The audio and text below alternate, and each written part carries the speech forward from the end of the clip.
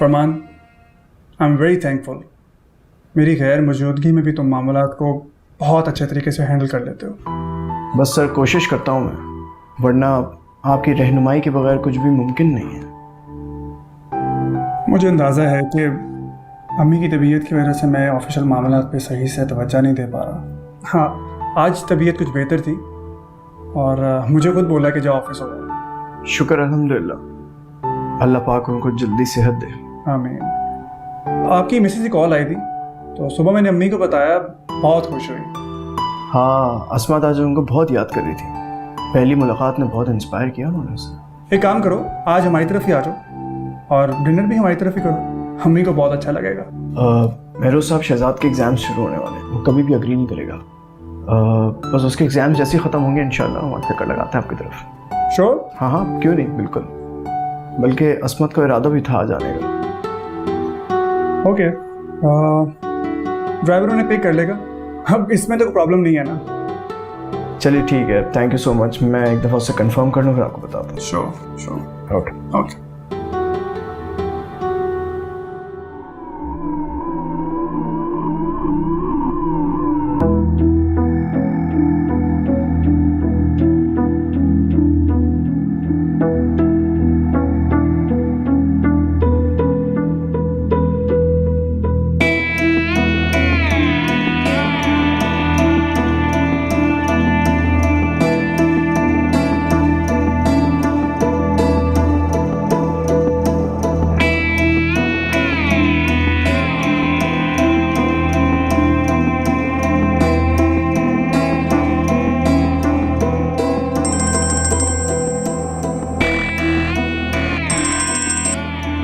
Hello भाई, कहाँ हो?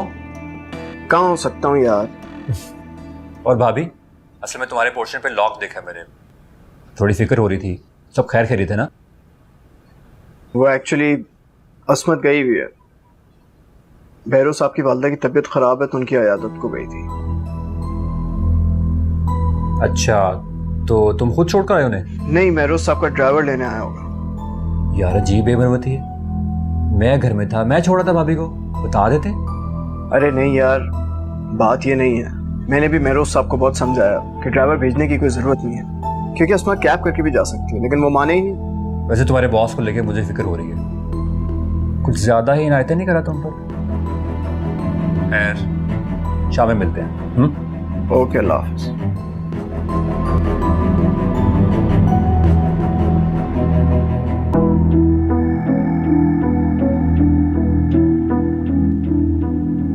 बहुत याद कर रही थी मैं तुम्हें।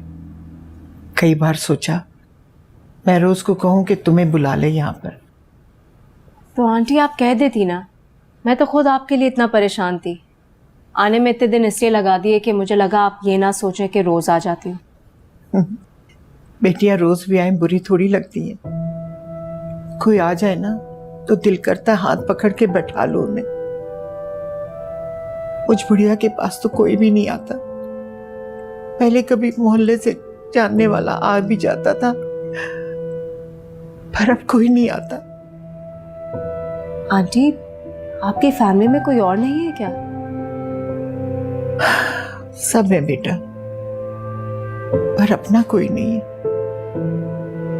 आई एम सॉरी, मैंने आपको परेशान कर दिया। नहीं बेटा, ये परेशानी और पछतावे तो कब से हैं, शायद मरते दम तक रहेंगे। मेरा बेटा बहुत अच्छा है, शायद इतनी मोहब्बत करने वाला बेटा किसी माँ के पास हो, और इस मोहब्बत की वो बड़ी सजा काट रहा है। आप ऐसा क्यों सोचती हैं आंटी? वो तो अपने लिए जन्नत कमा रहा है। जन्नत कमाने के लिए बहुत बड़ी सजा काट रहा है वो। अपना सारा दुख, अपनी सारी परेशानी अपनी मुस्कुराहट में छुपा लेता है। महरोज साहब की फैमिली कहाँ होती है? कराची में 2 बच्चे हैं उसके, एक बेटी और एक बेटा। बहुत तड़पता है उनके लिए। बेटी तो रास्ते में रहती है, लेकिन बेटा तो फोन पर भी बात नहीं करता। तो बच्चे किसके पास है? अपनी माँ के पास। आपके बेटे और बहू में क्या डिवोर्स हो चुकी है? नहीं, डिवोर्स तो नहीं हुई, लेकिन नफरतें और फासले डिवोर्स से ज्यादा है। लो, बातों में ना चाय ठंडी हो गई, अभी गर्म कराती हूँ। नहीं नहीं आंटी, कोई मसला नहीं है। वो बुआ कहाँ है?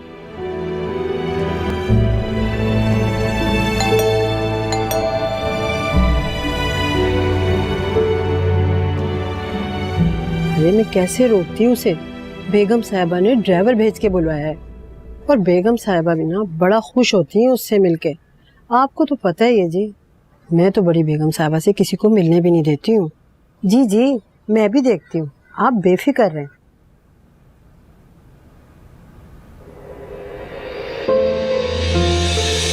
शायस्ता आंटी आपको अंदर बुला रही है। अंदर बुला रही है शायस्ता आंटी। जी जी।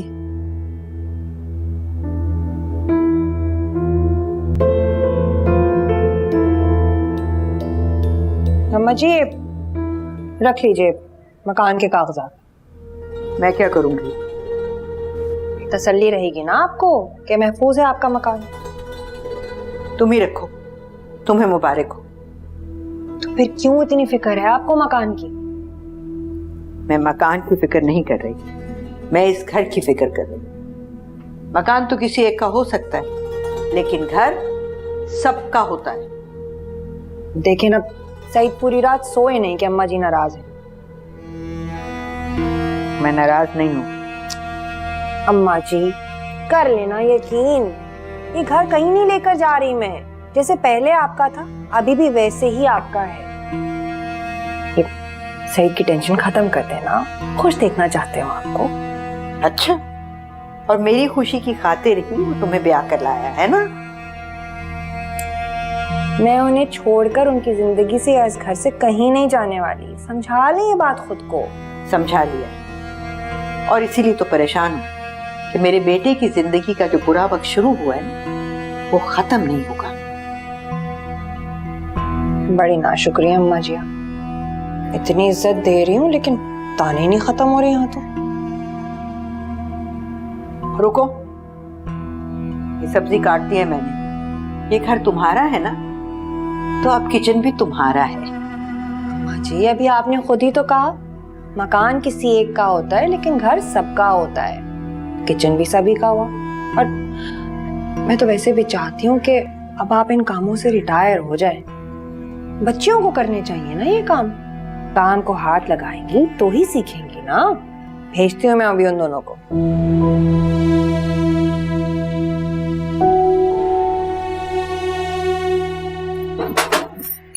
आ रही हूँ।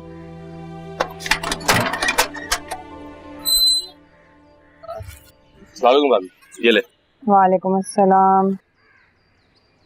दही नहीं लाए तुम? भाईजान ने दही का बोला ही नहीं। भूल गए होंगे कहना। मैं बर्तन ला के दे रही हूँ, उसमें जरा मुझे दही ला के दे दो।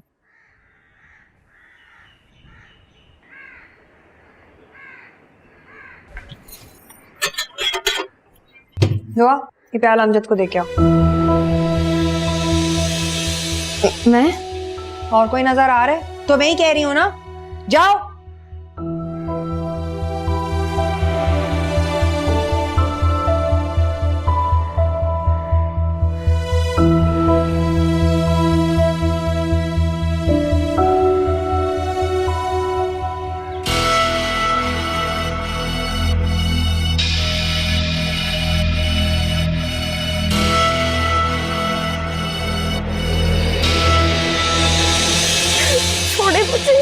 छोड़े मुझे। और अगर ना छोड़ूं तो?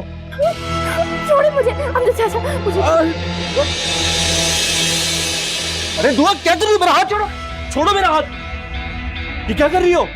किसी का इस तरह से हाथ नहीं पकड़ते।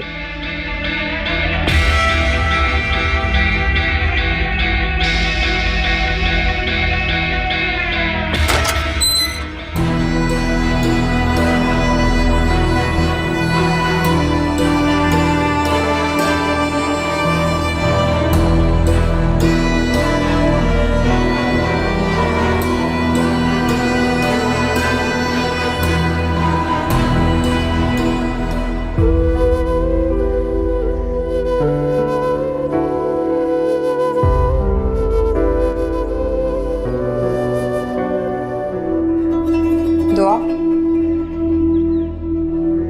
क्या कह रहा था अमजद?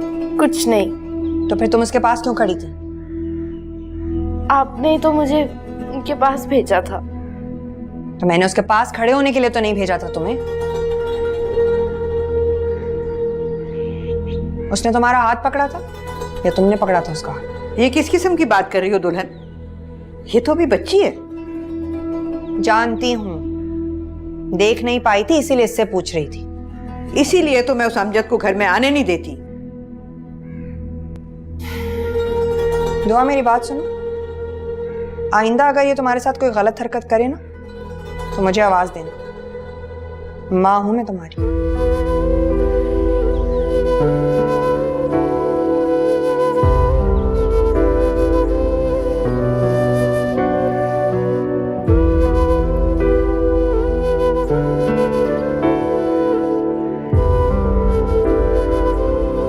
शहजाद, क्या हो रहा है? कुछ नहीं अंकल, गेम खेल रहा हूँ। तो कैसा हो पेपर? पेपर तो बहुत अच्छा हुआ। गुड। खाना खाया? जी कब का खा लिया। मैंने सोचा भाभी तो बाहर गई भी है, कहीं शहरों में भूखे ना रह जाऊं। अम्मी तो घर पर ही हैं। अच्छा, लेकिन मैंने उनको बाहर जाते हुए देखा है। कोई गाड़ी आई थी लेने के लिए। वो तो महरोज अंकल के घर गई थी, बताया था उन्होंने मुझे। महरोज अंकल वो तो तुम्हारे बाबा के बॉस है वही? जी जी, असल में उनकी अम्मी बीमार है तो अम्मी उनकी इयादत करने गई थी। यार वैसे तुम्हारे बाबा भी ना बहुत ही सीधे इंसान है। बॉस के करीब होने के लिए ये कौन सा तरीका हुआ बीवी को उनके घर भेजा जाए ताल्लुकात बढ़ाने के लिए? लेकिन अंकल महरोज अंकल तो बहुत अच्छे हैं। ये भी तुम्हारे बाबा ने तुम्हें बोला होगा?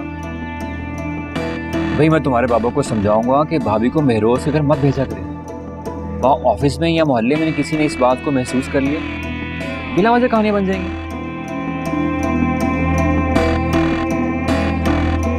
खैर, तुम परेशान हो, मैं समझाऊंगा। हाँ?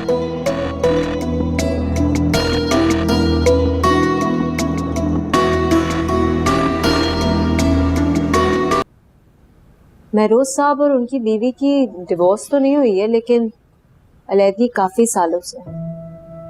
बेटी तो फिर भी राब्ता रखती है, लेकिन बेटे से कोई राब्ता नहीं है। क्यों?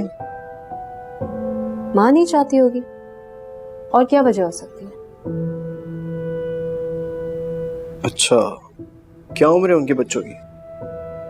हमारे शहजाद के ही आसपास के होंगे। शायसा आंटी की बातों से लगता है कि वो दोनों बच्चों को बहुत मिस करती है। हाँ जाहिर है, दादी है एक तो औलाद, और फिर औलाद की औलाद में तो जान होती है इंसान की। अच्छा फरमान, आज मैंने वहां एक बहुत ही अजीब सी बात महसूस की। शायसा आंटी कह रही थी कि उनका किसी से मिलना जुलना ही नहीं है। कह रही थी पहले तो मोहल्ले वाले थोड़ा बहुत आ जाते थे, लेकिन अब तो उन लोगों ने भी आना छोड़ दिया। हो सकता है उनकी तबीयत के ख्याल से ना आते हो। नहीं फरमान, मुझे लगता है उनके घर जो काम वाली बुआ है ना, वो किसी को आंटी से मिलने ही नहीं देती। ये भी मुमकिन है कि महरोज साहब ने मना किया हो किसी को आने के लिए। नहीं फरमान, बात कुछ और है। पता है, मैंने बुआ को फोन पे किसी से बात करते हुए सुना। वो कह रही थी कि वो पूरी कोशिश करेगी कि आंटी को किसी से मिलने ना दे। अजीब सा अंदाज था उसकी बात करने का, और मुझे देख के घबरा भी गई। वैसे हैरत की बात है, महरोज साहब ऐसी मुलाजमा क्यों रखेंगे जो उनके लिए तकलीफ का बायस हो? इतनी बार तो शायसा आंटी ने बेल बजाई, लेकिन उस औरत ने आके नहीं दी। मुझे नहीं लगता कि वो औरत आंटी का उस तरह ख्याल रखती है जैसे उसे रखना चाहिए। अच्छा ना, चलो ठीक है, अब तुम ज्यादा परेशान नहीं हो। तुम जब भी वहां से आती हो इतना ज्यादा सोचने लग जाती है। आंटी है ही इतनी अच्छी, मेरा दिल चाहता है मैं बार बार उनसे मिलने चली जाया करूं। अच्छी बात है, चली जाया करो, इससे तुम्हारा दिल भी लग जाएगा और महरोज साहब को भी सपोर्ट मिलेगी। किसी की मदद करने में आपको कभी चूकना नहीं चाहिए, फौरन कदम आगे बढ़ा लेना चाहिए। सही कह रहे हैं।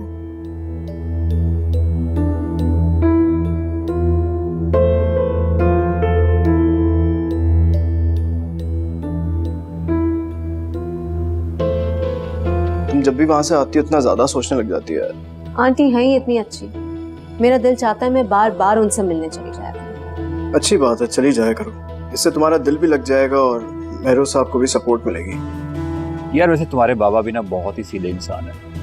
बॉस से करीब होने के लिए ये कौन सा तरीका हुआ बीवी को उनके घर भेजा जाए ताल्लुकात बढ़ाने के लिए? भाई मैं तुम्हारे बाबा को समझाऊंगा कि भाभी को महरोज के घर मत भेजा करें। वहाँ ऑफिस में या मोहल्ले में किसी ने इस बात को महसूस कर लिया, बिना वजह कहानियां बन जाएंगी।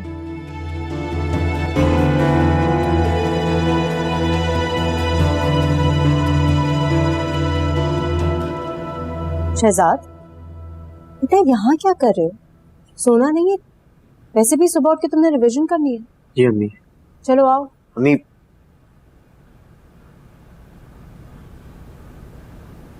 आप प्लीज महरोज अंकल के घर मत जाया करें। क्यों? तुम ऐसा क्यों कह रहे हो? बस मुझे अच्छा नहीं लगता। बेटा किसी की इयादत करना या मिजाज पुरसी करना तो अच्छी बात है ना, अल्लाह में खुश होते हैं। अम्मी बीमार तो बहुत लोग होते हैं, हम क्या सबकी इयादत करने जाएंगे? बेटा जिनका मालूम होता है उनकी इयादत के लिए तो जाना चाहिए ना। वो बाबा के बॉस की अम्मी है, आप वहां जाएंगी तो लोग समझें कि आप उनकी खुशामद करने जा रही हैं। अच्छा तो मेरा बेटा बातें इतनी डीपली सोचने लगा है। हाँ तुम फिक्र नहीं कर, वो बहुत अच्छी खातून है। तुम्हारे एग्जाम्स खत्म होंगे तो तुम्हें भी साथ लेके चलो, ठीक है? चलो सोने चलो, आ जाओ, बस बहुत सोचती है, आ जाओ।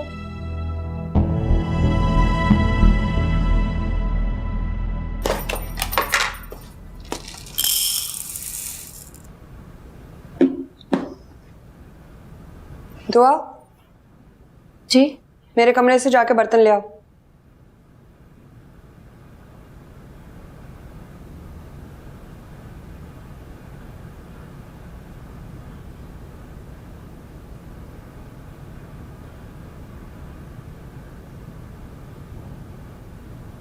ठीक है? हाँ? हाँ? क्या कर रही थी तुम यहाँ पे? हाँ वो मैं बर्तन उठाने आई हूँ। मत बोलो, मैंने खुद तुम्हें रंगे हाथों पकड़ा है, झूठ मत बोलो। बर्तन उठाने मारो, चोरी करेगी। सही क्या हुआ अम्मा? चोरी कर रही थी ये। चोरिया भी करने लगी हो? नहीं बाबा, ये तो जमीन पर पड़ा हुआ था, मैं तो बस इसे देख रही थी। लो भैया इसकी बातें सुनो, जमीन पे पड़ा हुआ था। हम इतने बेवकूफ लोग हैं कि जेवर को जमीन पे डालते फिरेंगे। अगर दुआ कह रही है कि ये जमीन पर पड़ा हुआ था तो जमीन पर ही पड़ा होगा। दुआ झूठ नहीं बोलती। नहीं नहीं नहीं अम्मा, दुआ झूठ नहीं बोलती है, झूठ तो हम सब बोलते हैं, है ना? शुक्र है मैं नहीं गई थी कमरे में, वरना मुझ पर इल्जाम आ जाता कि मैंने घुमा दिए अपने जेवर। मैं चोर नहीं हूँ दादू, मैं चोर नहीं हूँ, और आपने मुझे अंदर बर्तन उठाने भेजा था। लो बर्तन उठाने गई थी तो तुमने सोचा कि कुछ और भी उठा ले, क्यों? बस कर दें आप लोग, मेरी दुआ चोर नहीं है। हमेशा तुम इसकी गलतियों पर पर्दा डालती हो माँ। मेरा मुंह मत खुलवाओ सही। कौन चोर है और कौन नहीं ये तुम अच्छी तरह से जानते हो। और रही बात जेवर की, तो ये जेवर तो वैसे भी इसकी माँ। अच्छा माँ बस भी कर दो ना, मान लिया कि मारूक से गिरा, खत्म भी करो इस बात।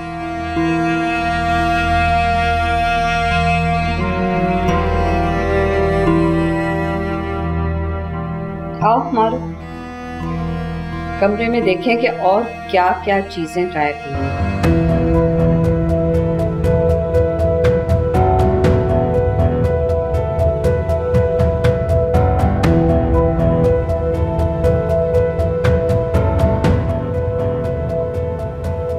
दादू मैंने जेवर नहीं चोरी किया था, उन्होंने मुझे अंदर बर्तन उठाने भेजा था तो फिर मेरी उस पर नजर पड़ गई थी। दादू मुझे मालूम है बेटा, मुझे मालूम है कि तुम चोरी नहीं करती। मैंने कुछ नहीं किया। सही, शर्म तो नहीं आई तुम्हें? दूसरों के कहने में आकर अपनी मासूम बच्ची को चोर बना दिया। अम्मा खाला जी ने खुद अपनी आंखों से देखा है कि दुआ ने मारूख का झुमका उठाया था। उठाया था, चुराया नहीं। उठाने और चुराने में फर्क होता है। अपनी चीज उठाई जाती है, दूसरों की चीज चुराई जाती है। और ये जेवर तो वैसे भी दुआ और सिला का है, उनकी माँ ने उनके लिए रखा था। तो यूं कहो ना अम्मा कि तुमसे ये बात हजम नहीं हो रही कि मैंने जुलेखा का जेवर मारूख को दिया था। अगर ये बात इतनी आसानी से हजम होने वाली थी तो तुमने दुल्हन के सामने एतराफ क्यों नहीं कर लिया कि ये जेवर जुलेखा का था जो तुमने उसे दिया है? मेरी बात क्यों काट दी तुमने? बस करें अम्मा, खुदा के लिए बस करें, मेरे लिए मजीद मुश्किलें पैदा मत करें, खुदा का वास्ता।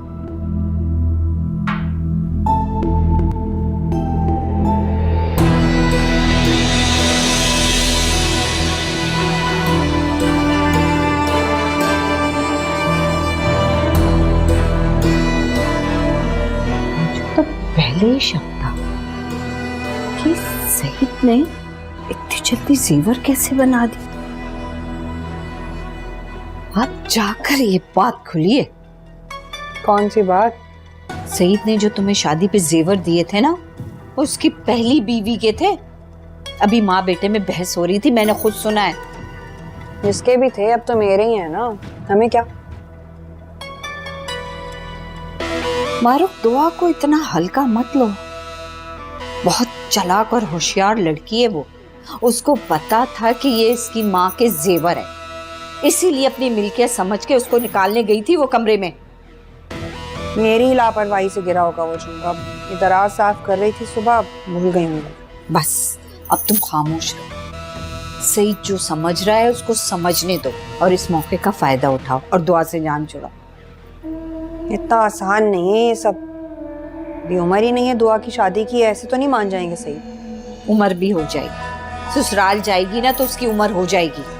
तुम बस सईद से बात करो, और अगर सईद नहीं माने तो बार बार उससे बात करो, करती रहो बात। देख लेना, एक वक्त ऐसा आएगा वो मान जाएगा तुम्हारी बात।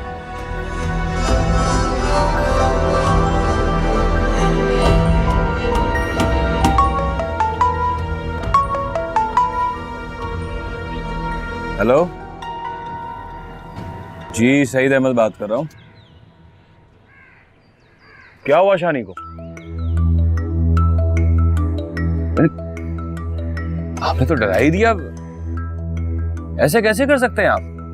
जरूर आपको कोई गलतफहमी हुई है। मेरा शानी तो बहुत अच्छा है पढ़ाई में। अच्छा, मैं आता हूँ। खुदा हाफिज।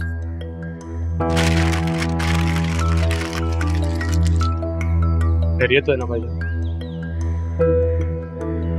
शानी के स्कूल से फोन था यार। कोई शिकायत है शानी की? मुझे लगता है कि जरूर कोई गलतफहमी हुई।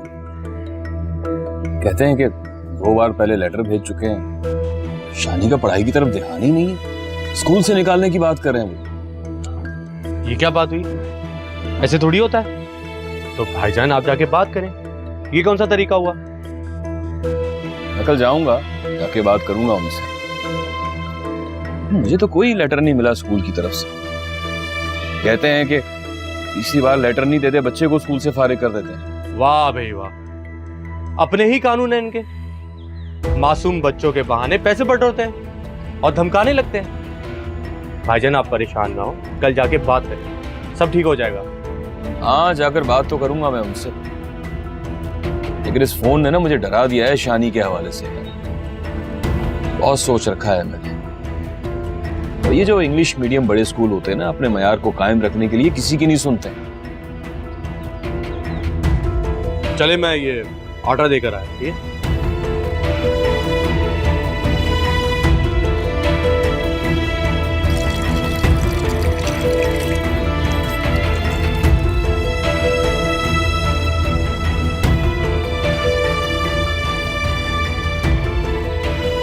चला, यहाँ बैठी हो तुम? अम्मी बुला रही हैं, चलो टांगे दबाओ उनकी। अम्मी, मेरे हाथों में दर्द हो जाता है, मुझसे नहीं दबाई जाती उनकी टांगे हर वक्त। अच्छा, खाना खाते वक्त तो दर्द नहीं होता तुम्हारे हाथों में? कामचोर कहीं की। दुआ, मेरे कमरे की डस्टिंग क्यों नहीं हुई आज? मैं नहीं करूंगी आपके कमरे की डस्टिंग, आप खुद कर लें। क्यों क्यों नहीं करोगी तुम मेरे कमरे की डस्टिंग? दुल्हन, बात आराम से भी की जा सकती। क्यों अम्मा जी, मेरे डांटने से बच्चों की शान में गुस्ताखी होती है? दुआ, तुम अपना काम करो, बर्तन धो। नहीं, चलो चल के पहले मेरे कमरे की डस्टिंग करो। मैंने आपको कहा ना, मैं आपके कमरे में नहीं जाऊंगी, आप अपने काम खुद कर लिया करें। ठीक कह रही है वो, जहाँ इल्जाम लगते हो वहाँ जाने से इंसान गुरेज करता है। आखिर उसकी भी तो कोई इज्जत नफ्स है। मेरे घर में रह सकती है, मेरे कमरे में नहीं जा सकती? वाह, बड़ी इज्जत नफ्स है। सिला, चलो आओ मेरे कमरे की डस्टिंग करो। मैं? सिला तुम्हारा ही नाम है ना? चलो फौरन, वरना मैं बता रही हूँ स्कूल में एडमिशन करा दूंगी तुम्हारा। आती हूँ। आओ।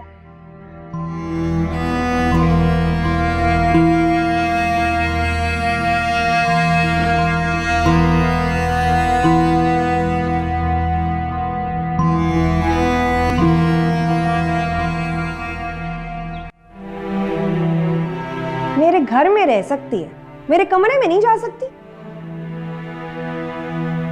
दुआ, ये तुम्हारी स्कूल की डायरी वहाँ मेज पर पड़ी हुई थी, अपनी चीजों का ख्याल रखा करो। और झाड़ पोंछ की फिक्र मत करो, मैं कर दूंगी, वो तुम्हें मजबूर नहीं करेंगे। दादू, ये हमारा घर नहीं है क्या? बेटा, जहाँ अपने रहते हैं ना, वही घर अपना होता है। दादू, हमारे अपने क्या होते हैं? दुआ, मैं तुम्हारी अपनी नहीं? सिला और शानी तुम्हारे अपने नहीं? सिला और शानी तो मुझसे बात भी नहीं करते।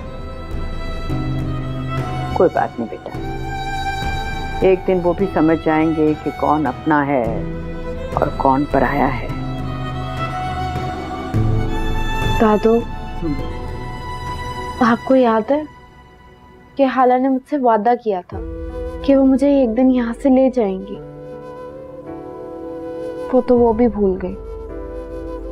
मजबूरियां बहुत कुछ भुला देती हैं बेटा। दादू, मुझे हाला बहुत याद आती है। जब वो तुम्हें याद आए ना, तो उनके लिए दुआ मांगा करो।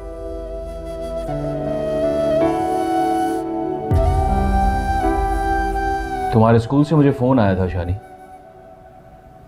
तुम्हें स्कूल से कोई लेटर मिला था मुझे देने के लिए? बताओ मुझे, कोई लेटर मिला था तुम्हें स्कूल से मुझे देने के लिए? कहां है वो? क्या हुआ शानी? मैंने तुमसे कुछ पूछा है, जवाब दो मेरी बात का। क्यों डांट रहे हैं बच्चे को? स्कूल से 2 बार इसे वार्निंग लेटर मिला है, लेकिन इसने मुझे दिया ही नहीं।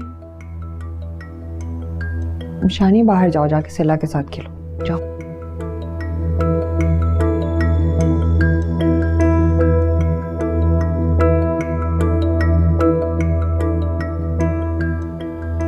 सईद, वो शानी ने लेटर मुझे दिया था, मैंने ही साइन करके वापस स्कूल भेजा है। तुमने मुझे बताया क्यों नहीं मारो? क्या बताती, पहले आपकी परेशानियां कम है जो ये भी बता देती।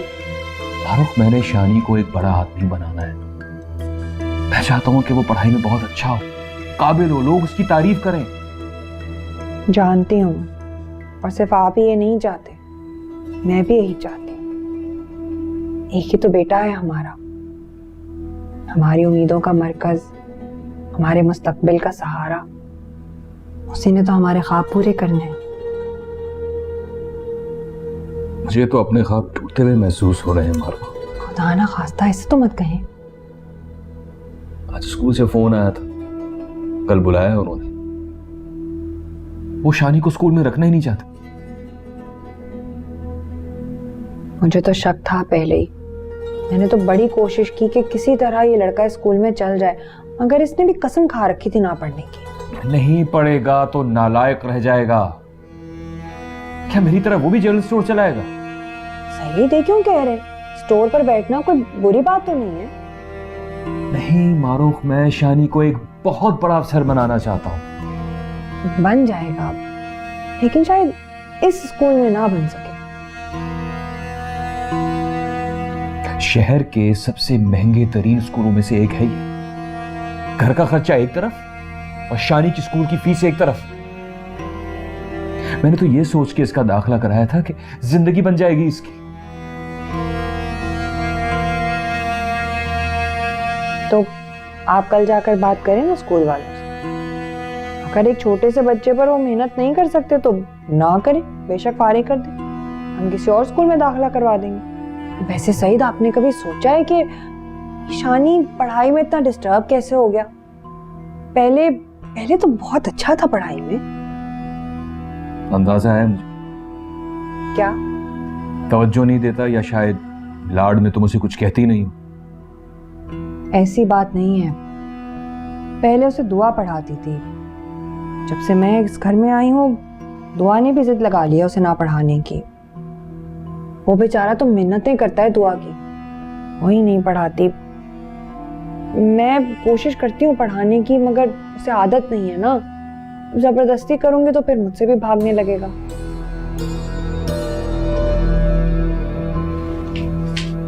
दादो, आप प्लीज बाबा से कहें कि इस कमरे में भी टीवी लगवा दें। हैं? क्यों? देखना होता है दादो। और वैसे भी जब अब्बा घर आ जाते हैं, अम्मी टीवी बंद कर देती हैं, दोबारा लगाने भी नहीं देती और कमरे में भी नहीं जाने देती हैं। दादो, आप ना ऐसा करें कि इस घर के सारे कमरों में ना टीवी लगवा दें, क्योंकि इसको तो पूरी जिंदगी टीवी देखना है। आप चुप करें, मैं आपसे बात नहीं कर रही हूँ, चोर कहीं की। सिला, ये कौन सा तरीका है बड़ी बहन से बात करने का? दादो, मुझे सब पता है, इन्होंने ही चोरी की थी। बस डांट खाओगे अब तुम मुझसे। दादो, छोड़ दे इसे, ये तो वही कहेगी ना जो इसको बताया गया है। क्यों? इसका अपना दिमाग नहीं है क्या? इसको अकल तभी आएगी जब इसके ऊपर भी चोरी का इल्जाम लगाया जाएगा। रुकें, अभी जाके मैं अम्मी को बताती हूँ कि आप क्या कह रही हैं। सिला, परेशान मत हो आप, मैं और तवज्जो दूंगी, पूरी कोशिश करूंगी कि वो पढ़ाई। अम्मी वो दुआ आप ही कह रही थी। इधर आओ सिला।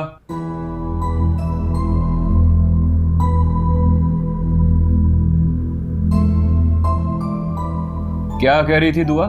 बाबा, वो दुआ आप ही कह रही थी, जैसे उन्हें चोर कहा गया है, एक दिन मुझ पर भी उसी तरह चोरी का इल्जाम लगा दिया जाएगा।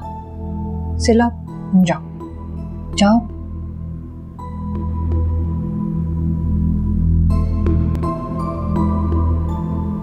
देख लिया आपने, बच्चों के दिमाग में जहर भर रही है मेरे खिलाफ।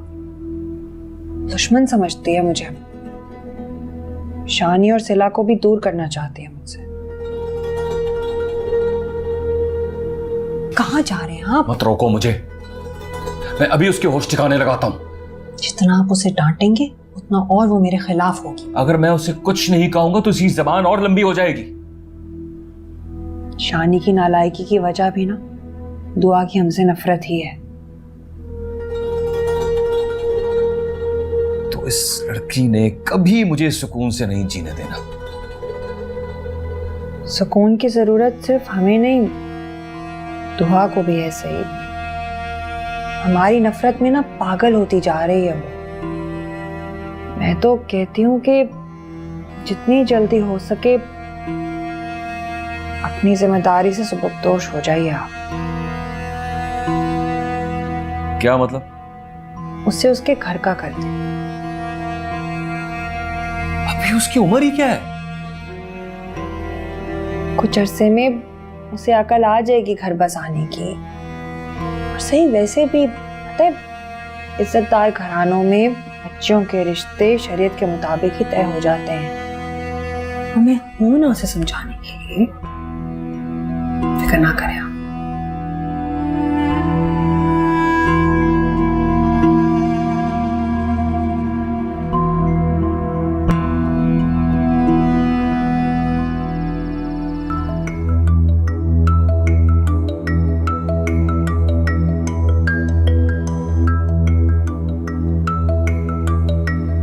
सुकून की जरूरत सिर्फ हमें नहीं, दुआ को भी है। सही, हमारी नफरत में ना पागल होती जा रही है वो। मैं तो कहती हूँ कि जितनी जल्दी हो सके अपनी जिम्मेदारी से सुबकदोश हो जाइए आप।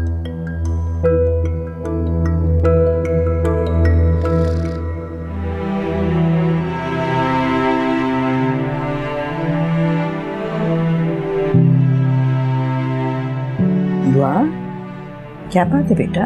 सोई नहीं हो अभी तक? आधी रात हो गई है। दादू, मुझे डर लग रहा है। अपने घर में किस चीज से डर लग रहा है बेटा? दादू, ये हमारा घर नहीं है। मेरा दिल चाहता है कि मैं यहाँ से चली जाऊं। और कहाँ जाओगे तुम? कहीं पे भी दादू। अगर अस्मत हाला का पता होता कि वो कहाँ है तो मैं उनके पास चली जाती। ऐसी पागलों वाली बातें नहीं किया करते। बहुत रात हो गई है, सो जाओ आप। शाबाश मेरा बच्चा।